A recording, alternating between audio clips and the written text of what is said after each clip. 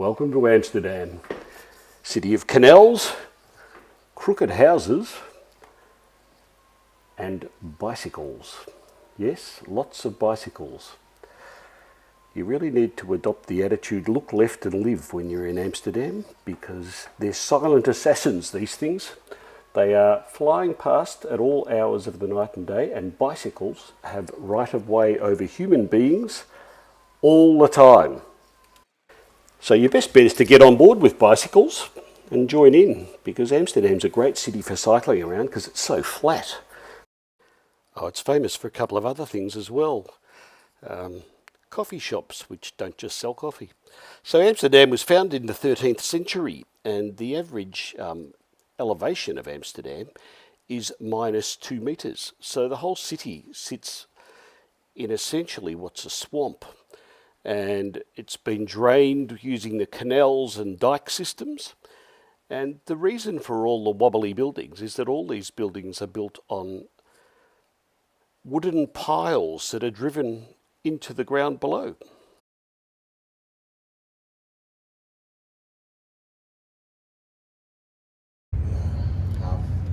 Welcome aboard Kentucky for Seniors, which is otherwise known as Viking River Cruises. So we've joined our cruise in Amsterdam, and we'll be making our way down through the canal system, joining up with the Main, Rhine and Danube rivers, and finishing up in Budapest. It's the first time we've done a holiday like this, because we usually like to travel independently and choose our own places to stop and how long we want to stay for. So as you can see, this is our little ship called the Viking Vili, and circled in red is our cabin, which is a balcony cabin, and it has beautiful views and a little place to sit when you want to get away from the crowds. Not that there are too many crowds on board the ship, because there's only about 176 passengers and there's plenty of places to go and sit. And some of the beauty of it is when you're travelling down the Rhine and you do a whole day cruising, and every time you go around a bend in the river, there's another castle and another quaint little church and another beautiful village and another stunning building. That was a real highlight that day, and that was the only full sailing day we've had. The other days we all stopped in a port and got to go ashore, have a walk, have a look around and do a tour.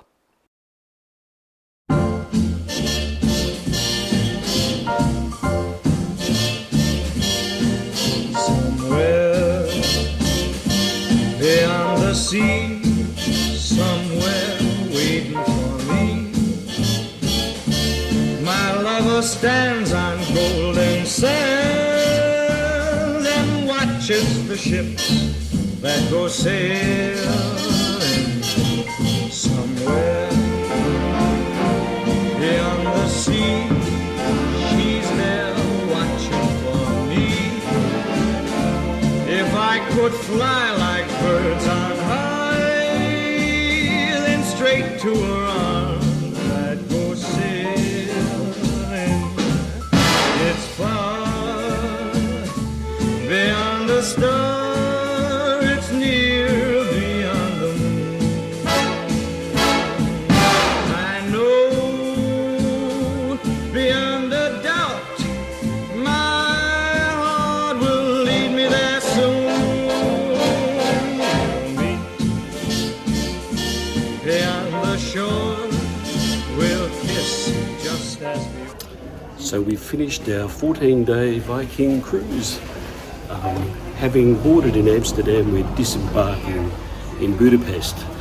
It's 2:30 in the afternoon. It's a bit cold here this afternoon, but the good thing about Viking is they really do take extra special care of their passengers. We were supposed to leave the ship this morning at 9, but because we can't check into our accommodation here until 3, they've generously allowed us to stay on board and arrange transport for us to our next accommodation. What's it been like? It's been better than I expected. Never quite sure with these things who you're going to be trapped with, and probably the best advice is don't hook yourselves onto too many people in the first week of the cruise. Just kind of find your people. But once you do, it's a really good experience. We've made some very good friends over the last 2 weeks. What's a good idea to do? If you like a glass of wine, a decent wine, and maybe even a cocktail or two before dinner, or maybe even a cocktail or two after dinner, buy the additional drinks package, because the wine that they serve on board is okay. It's not great, though I wouldn't say it's the best wine you're ever going to have, but the stuff that they serve, particularly the sommelier's choice, if you take the increased package, the sommelier's choice wines are usually from the country that you're cruising through, and they're designed to match the food that's being served. Food's been great, not overly huge portions, which was good, because you do tend to sit around and eat a bit more than you should, and in some cases drink a bit more than you should. But it's just been a really good experience. The thing that really makes Viking great is their staff. Our cruise director was absolutely wonderful. You know, he was great under pressure, and you know, there were times when he had some difficult things to do, and he was really good. The bar staff and waiting staff, the housekeeping staff, they were brilliant, absolutely brilliant, and you kind of feel like you've made friends with them by the end of the journey. Really good thing to do. I'd say that probably, despite the way I look, I'm not old enough for this.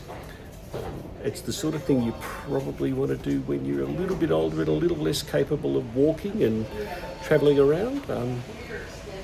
There are quite a few mobility limited people on board, and they were taken care of really well. So, you know, I wouldn't rush back to do it right now, but sometime in the future, yeah, I'd go on Viking again.